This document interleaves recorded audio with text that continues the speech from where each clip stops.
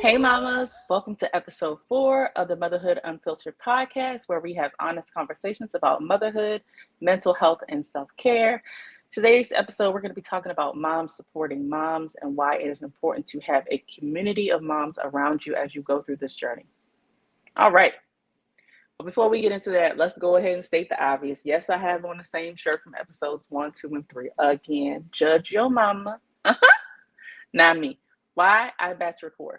Why? Because, like I said, I'm a mama and I ain't got time to go change my clothes, nor do I want to do the laundry, huh? Because laundry is like, y'all, the laundry. Anyway, that could be a whole nother episode, is laundry. Okay. Anyways, let's get into this mom supporting mom and why it is so important to have community. One, the let's talk about who you should have in your mom community. Well, you should have a new mom, a mom vet, and a grandma, maybe an auntie. Okay. The reason why I say you should have a mix of people, it shouldn't just be all new moms together, all mom vets together, all grandmas together, is because we all have something to offer to the other one. For the new mom, maybe it's the mom hacks. Maybe it's you realize that you could tuck the baby's arms in the onesie when you changing the diapers. For the mom vets, maybe it's being able to have conversations about emotional intelligence, how to connect with your child. Um, for the grandmas, it is how you survive, huh? How you survive the transition from being a mom to a grandma and the beauty that comes along with being a grandma. I have no desire to be a grandma anytime soon. However, I will take the advice of one because she's done a lot of things that I haven't done. It's so funny because my in-laws were here just last week, and the middle of the day, me and my husband both work remotely. It's the middle of the day, and I ran downstairs real quick to make myself a sandwich in between meetings.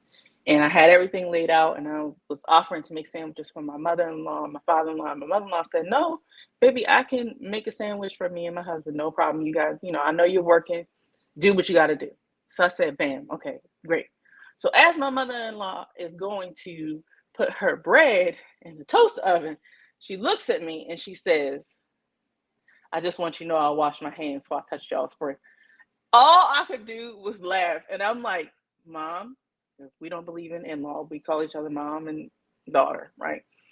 Mom, you've been making sandwiches a long time, way longer than I've been on this earth. I trust your judgment."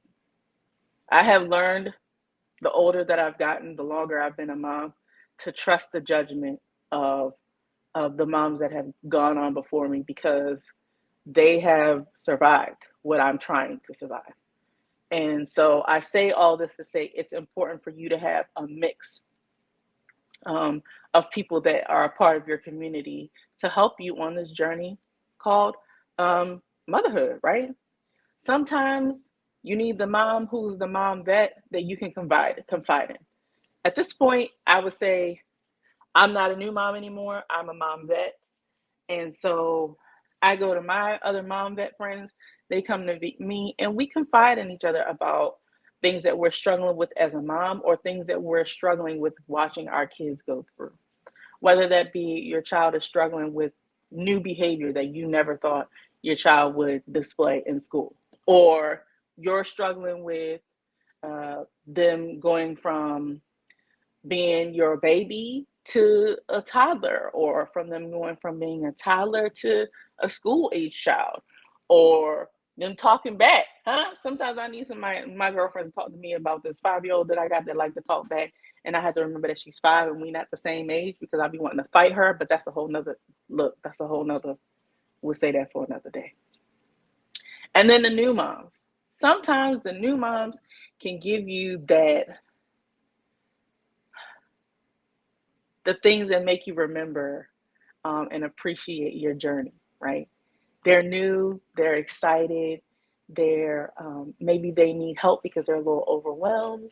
Um, we are all here to be around each other, to share tips and tricks, and to just remind each other that we're not alone. We're not the first mom. We won't be the last mom. And it's okay. Like, if we're struggling, it's okay. If we're in a great spot, that's even better. But I feel like the moms supporting moms, especially in mental health and being able to have someone to talk to when you're struggling mentally and emotionally, it's important to have another mom that you can just be like, I call my girlfriends quite regularly, especially in COVID, because we were all home, me, my husband, our two kids, and the dog. We're all the dog is like a kid, mind your business, okay? All of us were home at the beginning of COVID for probably about 3 to 4 months, and I was struggling, huh? So me and a couple of my girlfriends, we had these mom vent sessions, okay, where we would get on FaceTime, Zoom, whatever we needed to.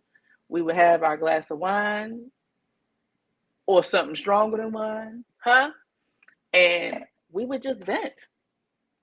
We would talk about the day, the week, what happened that we were upset about, what we were embarrassed about that we did as a parent that week, and there was no judgment. Having some mom friends that do not judge you is so important, because when you have people in your life that you feel like are judging you, it's hard for you to be transparent with them. And when you're a mom and you're struggling, you need someone that you can be uncensored with, huh? Raw and uncut. You can say, look, I really don't like my child today. And they be like, you know what? That's okay, because I didn't like my child yesterday. You might like them again tomorrow, but if you don't, that's okay, you know? But you need to have people in your life, other moms in your life, that can tell you it is okay if you're struggling. And if you're struggling, I'm here for you. Sometimes in COVID, when I was really struggling, being a mom, I would just call my friends and cry on the phone. Wouldn't say nothing. I would say, hey, I'm struggling, and bust into tears. And they would listen to me cry for the next 5, 10, 20, 30, however long it took for me to come down. You need that. Every mom needs that. Every mom needs a friend, family, acquaintance, whoever, someone that they can go to that can hold them up when they feel like they cannot hold themselves up. It is important. Another thing that is beautiful about having a community of moms is being able to share those tips, tricks, and hacks that you find that maybe another mom didn't know about. Case in point, I'll give you an example. Recently, I found out that if y'all shop at Target, like I do, and if your children are in the age range of, I don't know, like from probably about the age of 1 to 2, where it's starting to wear 12 months, so probably 12 months on up to, I think it's size 12, kids 12, and you shop and you buy Cat and Jack like we do, huh? Because Cat and Jack is cheap but cheerful and cute and costly, okay? We buy Cat and Jack like it is nobody's business. Guess what I just found out about Cat and Jack that I share with all my other mom friends? If you shop at Target, you buy Cat and Jack. Once your kids grow out of that Cat and Jack, you can call your local Target to confirm. But you 9 times out of 10 can take those clothes, those Cat and Jack clothes, back to Target and get a credit for you to buy the next size clothes. Baby, this is why we need mom community groups. When I told my friends you could take them Cat and Jack clothes back, they called their local Targets and went and returned that stuff and got it. You talking about saving a coin, huh? This is why having a community of moms is important, huh?